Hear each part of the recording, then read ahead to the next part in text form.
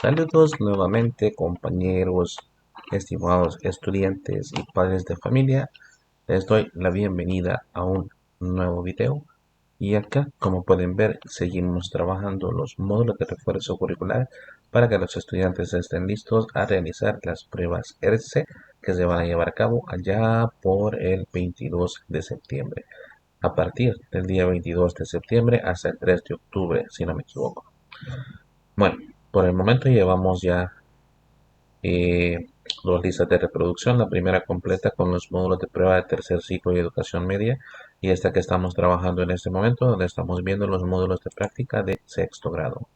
Ya completamos el módulo 1, el módulo 2, y ahora nos vamos a ir a trabajar con el módulo 3.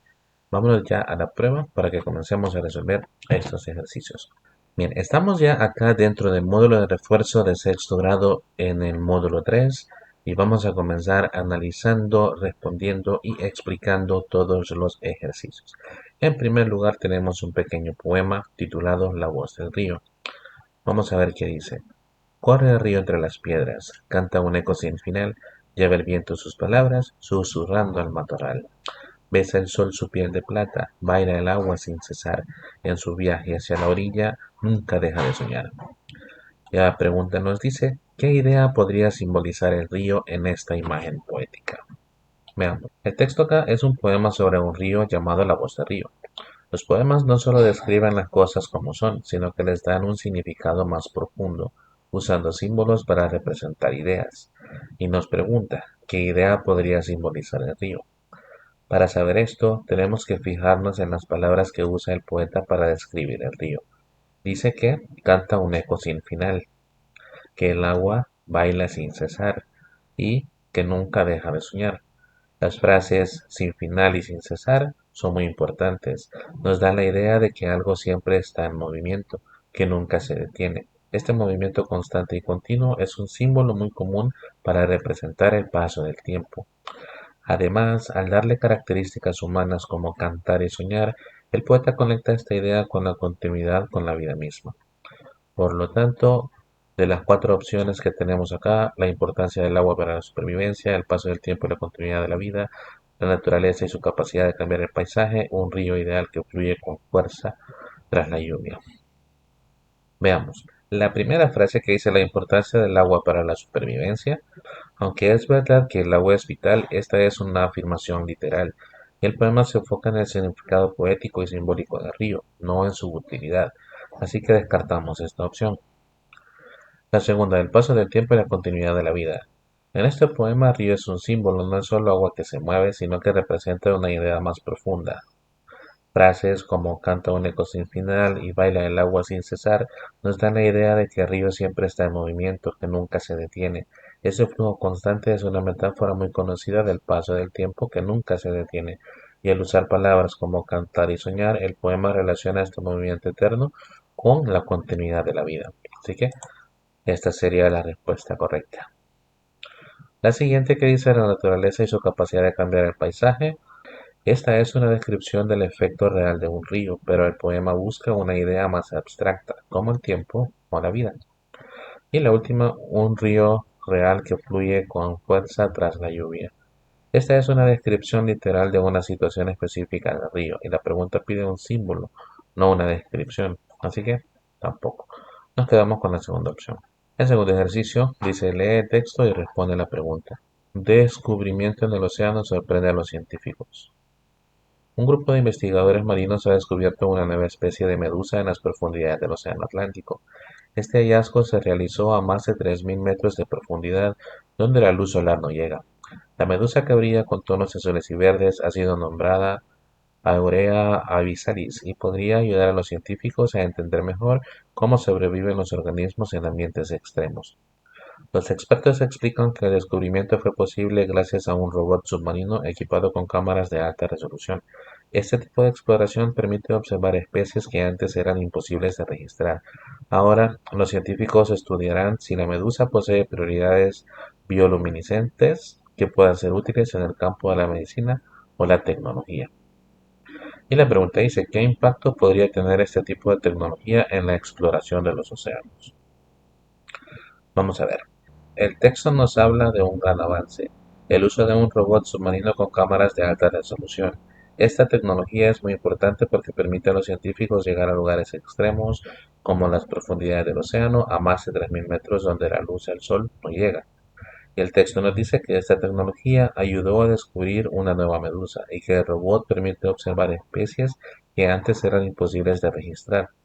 Esto nos confirma directamente que la tecnología sirve para descubrir nuevas especies. También menciona que estudiar esta medusa podría ayudar a los científicos a entender mejor cómo sobreviven los organismos en ambientes extremos, lo que significa que nos ayudan a entender mejor los ecosistemas marinos. Teniendo eso en cuenta, vamos a ver cuál es la respuesta correcta. ¿Haría que los océanos fueran menos peligrosos para los seres humanos?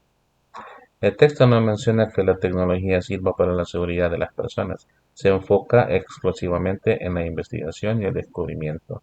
Así que no. ¿Permitirá capturar animales marinos sin dañarlos y traerlos a laboratorios? El texto solo dice que el robot ayuda a observar y registrar a los animales. No menciona que su función sea capturarlos o llevarlos a laboratorios. ¿Evitará que el océano siga contaminándose con plásticos y otros residuos?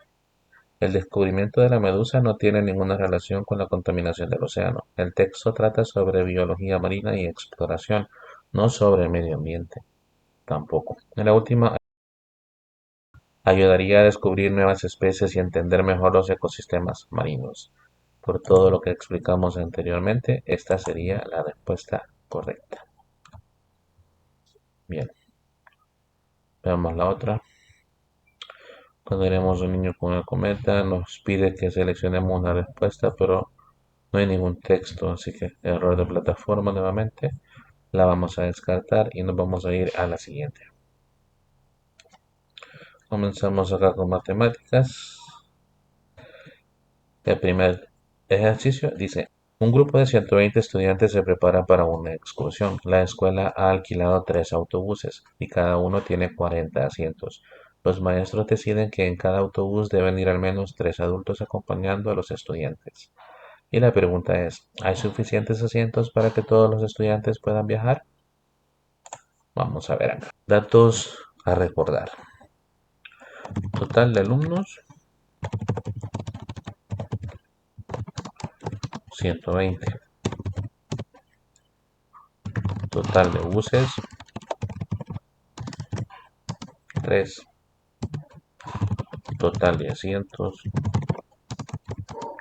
40 por bus.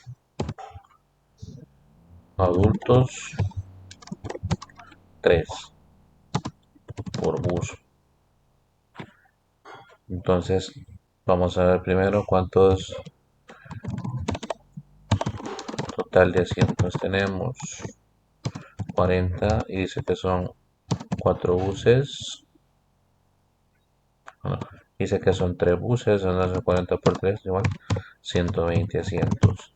La pregunta nos dice, ¿hay suficientes asientos para que todos los estudiantes puedan viajar? Si nos quedáramos solamente con el total de alumnos, quedaríamos perfecto porque tenemos 120 asientos y 120 alumnos, o sea que todos irían cabalitos sentaditos. Sin embargo, recordemos que no solo van los alumnos en cada bus, sino que van también los adultos, que van 3 por bus, o sea que tenemos un total de 9 adultos, o sea que personas en total tenemos alumnos más adultos, personas en total serían 120 más 9, o sea que tenemos 129 personas, 129 personas, 120 asientos, o sea que faltan 9 asientos, no los vamos a llevar parados. Entonces, analizamos las respuestas.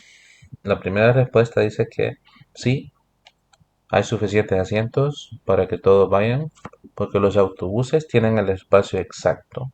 Esta opción es incorrecta porque no considera a los 9 adultos que también necesitan un asiento. Si solo contamos a los estudiantes, el número sí coincide, pero no podemos dejar a los adultos sin asiento. Así que no. La segunda, sí, pero sobrarán 9 asientos en total.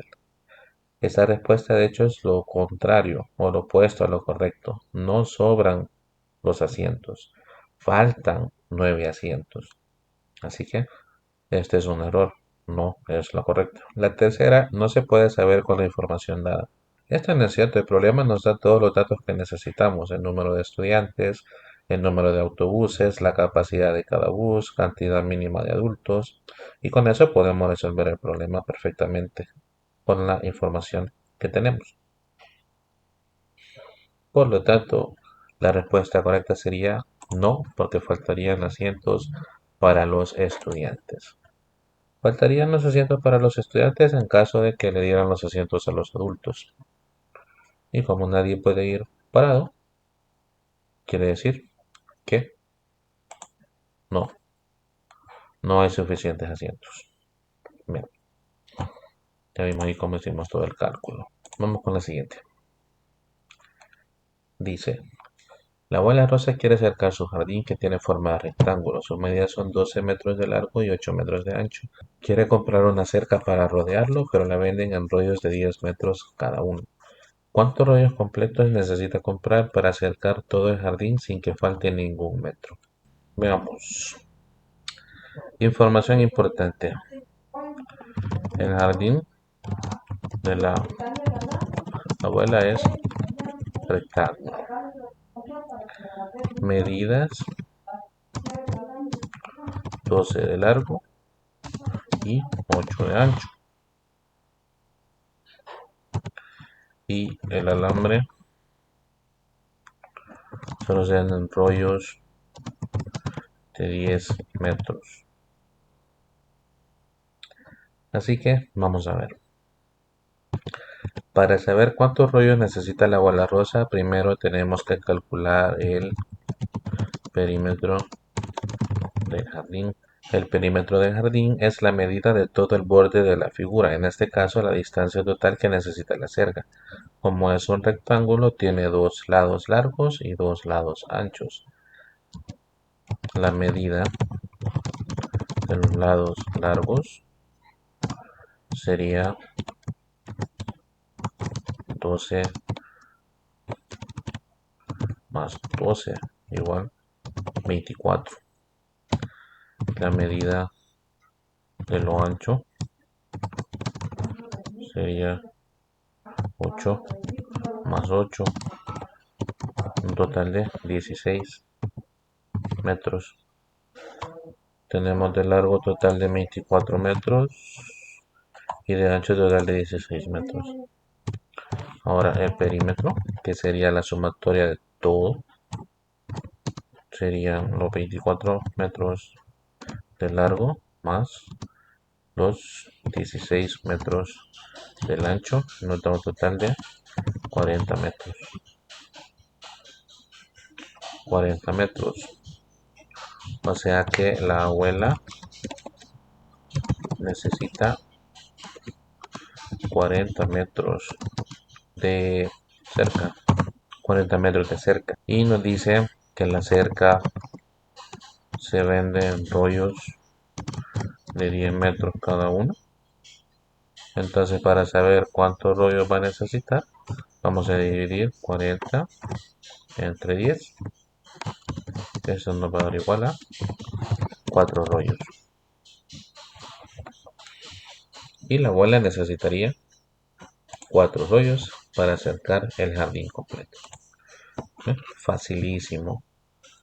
Primero, recordemos que tenemos que identificar la figura. Aquí nos dijo ya directamente que era un rectángulo. Nota las medidas, tiene 12 de largo y 8 de ancho. Tenemos que calcular el perímetro de esta figura. Para eso tenemos que saber cuánto es el total de largo y cuánto es el total de ancho, porque el perímetro es la sumatoria completa de toda la figura. Como tenemos dos lados largos, sumamos 12 más 12, nos da 24 metros de largo. 24 arriba, 24 abajo. Tenemos 8 y 8 de ancho, un total de 16 metros. 2 de un lado, también 8 de un lado, 8 del otro, total 16.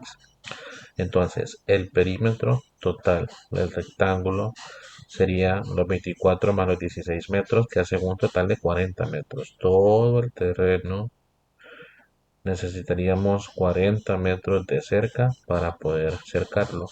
8 acá, 12 acá, otros 8 acá y otros 12 acá. 40 en total.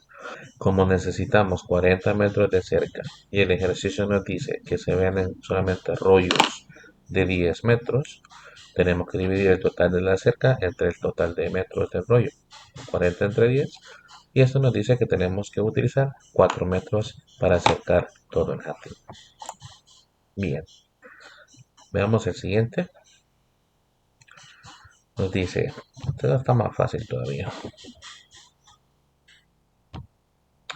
Andrea celebra su cumpleaños e invita a 25 amigos. Su mamá compra 5 pizzas grandes para la fiesta. Cada pizza tiene 8 porciones y cada niño quiere comer al menos 2 porciones. ¿Alcanzarán las pizzas para que todos los niños coman al menos 2 porciones cada uno? Vamos a ver. Este sería algo similar como el de los buses. Una vez más, datos importantes. Total invitados, 25. Total pizzas que se compraron, 5. Total porciones de las 5 pizzas. No, total de porciones por pizza son 8. Ahora, primero tengo que saber cuántas porciones necesito. Tengo invitados 25. Me dice que cada uno quiere 2 porciones. Entonces, para saber cuántas porciones necesito, va a ser igual al total de 25 por el número de porciones que quiere cada uno. Sería un total de 50. Necesito 50 porciones. Paso 2. ¿Cuántas porciones tengo? Dice que la mamá compró 5 pizzas. Cada pizza tiene 8 porciones. Entonces el total de porciones va a ser el número de pizzas que tengo por el número de porciones. 5 por 8. Esto me da 40 porciones. Y tengo 40 porciones en total y necesito 50 porciones. Lo que quiere decir que no hay suficientes porciones de pizza para que cada uno se coma al menos 2. Nos van a faltar porciones. ¿Cuántas nos faltarían? Quieren 50 y le quito las 40 que tengo, me faltan 10 porciones faltantes. Bueno, y ahora veamos las respuestas. Nos dice acá, ¿alcanzarán las pizzas para que todos los niños coman al menos 2 porciones cada una? La primera opción dice sí, porque hay suficientes porciones para todos. Esto está incorrecto, porque solamente tenemos 40 porciones, necesitamos 50, así que no es correcto. La segunda dice sí, pero sobrarán algunas porciones. Esta es, de hecho, lo opuesto a lo correcto, porque no nos sobran porciones, nos faltan 10 porciones. La tercera, no, porque faltarían porciones. Esta sí sería la correcta. ¿Por qué? Porque de los 25 niños se quieren comer 2 porciones cada una, o sea que necesito 50 porciones de pizza, pero la mamá compró 5 pizzas de 8 porciones cada una, lo cual me da 40 porciones de pizza y me faltan 10 porciones. Esta sería la correcta. La última dice no se puede calcular con la información dada. Esto es falso. El programa nos da toda la información que necesitamos. Tenemos el número de personas, la cantidad de pizzas, las porciones por las pizzas, la cantidad de personas por persona, todo, todo, todo. Así que podemos resolverlo perfectamente. Esta es la respuesta correcta, ¿no? Porque faltarán porciones. Bien. Siguiente. Sofía hace un experimento en casa, toma una botella vacía y le agrega una cucharada de bicarbonato de sodio. Luego llena un globo con vinagre y lo ajusta a la boca de la botella sin dejar que el vinagre caiga dentro. Cuando Sofía deja caer el vinagre dentro de la botella, el globo comienza a hincharse sin que ella lo sople. Y nos pregunta, ¿qué es lo que realmente está hinchando el globo? Acá, para responder esa pregunta, tenemos que pensar en lo que sucede cuando el vinagre y el bicarbonato de sodio se juntan. El vinagre es un ácido y el bicarbonato de sodio es una base. Cuando estas dos sustancias se mezclan, ocurre una reacción química. El resultado de esta reacción no es simplemente una mezcla, sino que se crea una sustancia nueva. En este caso, la reacción produce un gas llamado dióxido de carbono. Y este gas se genera muy rápido y empieza a ocupar todo el espacio disponible. Como la boca de la botella está sellada por el globo, el gas no tiene a dónde ir y comienza a llenar el globo, hinchándolo. Bien, teniendo eso en mente, vamos a ver las respuestas. La primera dice el aire dentro de la botella que se expande por el calor e hincha el globo. Esto no es cierto porque en el experimento no hay ninguna fuente de calor que haga que el aire se caliente y se expanda. La reacción química es la que causa el efecto, no el calor. La segunda, un gas que se produce en la reacción entre el vinagre y el bicarbonato. Esta sería la respuesta correcta. Como lo decíamos anteriormente, se forma dióxido de carbono cuando se mezcla el vinagre con el bicarbonato de sodio. Y como no puede salir de la botella, infla el globo. La tercera nos dice la botella absorbe aire del ambiente y lo empuja al globo para que se hinche. Esta opción es incorrecta porque las botellas no absorben aire del ambiente por sí solas. De esa manera, además, el globo se hincha porque se está creando algo dentro de la botella, no porque esté entrando de afuera. Y la última, el vapor de agua que se genera en la mezcla que hincha el globo. En este experimento no se genera vapor de agua en la cantidad suficiente para inflar un globo. Lo que se produce es principalmente dióxido de carbono y es un gas, y este es el que infla el globo. Nos quedamos con la segunda opción como la respuesta correcta. Siguiente pregunta. Martín está observando su sombra en el patio a distintas horas del día. Se da cuenta de que en la mañana su sombra es muy larga, pero al mediodía casi desaparece y en la tarde vuelve a alejarse.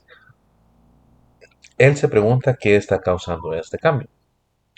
Y la pregunta es, ¿por qué cambia la longitud de la sombra de Martín durante el día? Vamos a ver. Resumiendo la situación, tenemos que Martín observa su sombra en el patio. En la mañana la sombra es larga, al mediodía casi desaparece y en la tarde se vuelve a alejar. Para entender esto, tenemos que recordar cómo se producen las sombras. Una sombra se forma cuando un objeto, o en este caso Martín, bloquea la luz. La longitud y dirección de la sombra depende de la posición de la fuente de luz, que en este caso sería el sol. El sol no está en el mismo lugar en el cielo durante todo el día. Esto se debe a que la Tierra está girando sobre su propio eje, movimiento que conocemos como rotación. En la mañana el sol está bajo el horizonte, la luz llega a un ángulo bajo, por lo que la sombra se proyecta muy larga. Al mediodía el sol está en su punto más alto en el cielo, justo encima de nosotros. La luz, que, la luz cae casi de forma vertical, por lo que la sombra es muy corta y a veces casi invisible. En la tarde el sol vuelve a bajar en el horizonte en la dirección opuesta, haciendo que la sombra de Martín se alargue de nuevo. Así que el cambio en la sombra no es por la temperatura ni por otra cosa, sino por el movimiento aparente del Sol en el cielo que es causado por la rotación de la Tierra. Por lo tanto, de las opciones que tenemos acá, la respuesta correcta sería porque la luz del Sol cambia de dirección a medida que la Tierra gira. La segunda opción que tenemos. Veamos las siguientes, analicémoslas y veamos por qué no están correctas. La primera dice porque la temperatura del Sol afecta el tamaño de las sombras. La temperatura puede tener otros efectos, pero no es la causa del cambio en la longitud de las sombras. Las sombras son proyecciones de luz, no están relacionadas con el calor del suelo. La tercera, porque la atmósfera de la Tierra bloquea la luz de distintas maneras. La atmósfera sí afecta la luz. Por ejemplo, por eso el cielo es azul, pero no es la razón principal del cambio en la longitud de las sombras a lo largo del día. Lo que realmente cambia es el ángulo de la luz del sol. Y la otra porque la cantidad de luz solar varía según la estación del año. Es cierto que la cantidad de luz solar varía con las estaciones, pero esto afecta la duración del día, no el cambio de la sombra en un solo día. El problema de Martín ocurre en un solo día, en la mañana, mediodía, en la tarde, no a lo largo de un año. Bien, por eso la respuesta correcta es la segunda. Vamos a la otra, la última de este ejercicio, de este módulo. Dice, Carlos y Paula hacen un experimento con dos cubos de hielo. Colocan uno en un plato de metal y otro en un plato de plástico, ambos en la misma habitación a la misma temperatura. Después de unos minutos notan que el hielo en el plato de metal se derrite más rápido que el del plato de plástico. ¿Por qué el hielo en el plato de metal se derritió más rápido? Para entender esto debemos recordar que el calor siempre se mueve de los objetos más calientes a los más fríos. En este caso, el aire de la habitación está más caliente que el hielo. Los materiales no absorben o transfieren el calor de la misma manera. Esta propiedad se llama conductividad térmica. El metal es un buen conductor térmico. Esto significa que es muy bueno para absorber el calor del ambiente y transferirlo rápidamente. El plástico, en cambio, es un mal conductor térmico o un aislante. Esto significa que absorbe el calor de forma muy lenta y lo transfiere muy poco. Entonces, el plato de metal absorbe rápidamente el calor del aire de la habitación y lo pasa directamente al cubo de hielo que está sobre él. Como el calor llega más rápido, el hielo se derrite antes. El plato de plástico, al no ser un buen conductor, transfiere el calor muy lentamente al hielo, por eso tarda más en derretirse. Por lo tanto, la respuesta correcta es porque el metal absorbe más calor del ambiente y lo transfiere al hielo, la primera. No te lo explicamos. Ahora analicemos las otras y por qué están incorrectas. El número 2 dice porque el plástico mantiene el calor atrapado en su superficie. Esto no es cierto, el plástico no atrapa el calor. Lo que sucede es que es un mal conductor, por lo que el calor no se mueve fácilmente a través de él. La otra porque el material es más frío que el plástico y derrite el hielo desde dentro. Esto es incorrecto, el metal no es más frío que el plástico. Los dos platos están en la misma habitación a la misma temperatura ambiente. El metal se siente frío porque al ser un buen conductor absorbe el calor de nuestra mano muy rápido, dándonos esa sensación. Y la última porque el metal hace que el agua del hielo se evapore más rápido. La evaporación ocurre, pero no es la razón principal de que se derrita más rápido. Lo que hace que el hielo cambie de estado sólido a líquido es la transferencia de calor, no la evaporación. Bien, bueno, ya revisamos, ya te explicamos las respuestas acá. Vamos a ver si las tenemos correctas. Démosle clic a finalizar.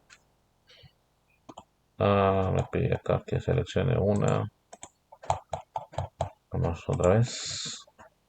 La primera, la voz del río está correcta. El río simboliza el paso del tiempo y la continuidad de la vida. La segunda, el impacto que tiene la tecnología ayudaría a descubrir nuevas especies y entender mejor los ecosistemas marinos. Aquí también está correcta, no sabemos por qué. La otra, ¿es suficientes asientos para que todos viajen? No, porque faltarían asientos, faltarían 9 asientos, recordemos. La siguiente, ¿cuántos rollos necesita para cubrir todo el jardín? Necesita 4 rollos porque cada rollo mide 10 metros y necesita un total de 40 metros para cubrir todo el jardín. La siguiente, ¿alcanzan las porciones de pizza? No, porque faltarían porciones. Son 50 porciones necesarias, solamente tiene 40, faltan 10. Sofía, el botecito y el globo se infla por el gas que se produce en la reacción entre el vinagre y el bicarbonato. La otra, la longitud de la sombra de Martín cambia porque la luz del sol cambia de dirección a medida que la Tierra gira. También está correcta. Y Carlos y Paula, ¿por qué se derrite más rápido el hielo del metal? Porque el metal absorbe más calor del ambiente y lo transfiere el hielo. Bien. Bien, así vamos resolviendo acá analizar, de recordar los procedimientos para poder completarlo. En la lectura tenemos que utilizar técnicas de comprensión lectora. Matemáticas, pues recordar los procedimientos, suma, resta, división, multiplicación, lo que sea. Y en ciencia un poco de análisis ahí también. Y recordar términos para poder responderlos. Bien, nos quedamos hasta acá con el tercer módulo. Vamos a ir ya al cuarto video en el que vamos a trabajar el módulo 4. Vámonos para el siguiente video, pero no se te olvide antes suscribirte para que siempre sepas cuando subo un video nuevo. Gracias por tu tiempo